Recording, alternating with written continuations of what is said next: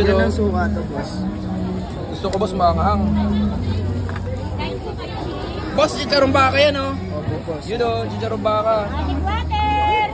Magkano, boss, yung ganyang serving? Magic water! 50 pesos. Ayan, oh. Lalagyan ng kuya na. Suka. Suka. Boss, anong oras ka rito lagi? Alas 2 ng hapon, boss. Alas 2 ng hapon, tapos anong oras ka nauubusan ng gato? Depende, boss. Depende. Yan. Ayan, guys. Hindi siya sebo ng baka. Lilinawin ko, ha. Chicharong baka, hindi sebo ng baka. Iba yung sebo ng baka. Ito, hinalo na ni kuya. 50 pesos lang, guys.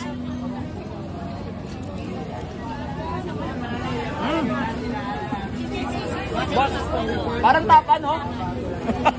Chicharon siya pero yung lasa niya parang tapa. Ang galing, ah. Sarap. Masarap yung suka. Sarap.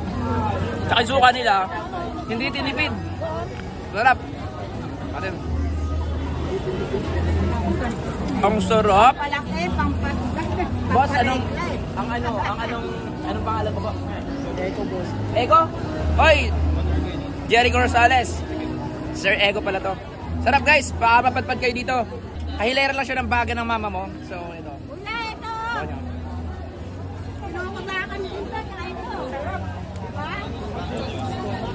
Panalo? Magic water, oh. Guys, subukan nyo rito. Ang sarap din.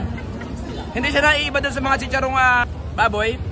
Pero mas masarap siya kasi yung lasa ng baka. Tapos may parang lasa siya ng papa. Parang ganun. Sarap, ah. Allergic pala siya sa pork. Pero sa mga kapatid nating Muslim na hindi kumakain ng pork, so may pagkakataon na kayo makakain ng chicharon pero baka. Ito yun, oh. Chicharon baka.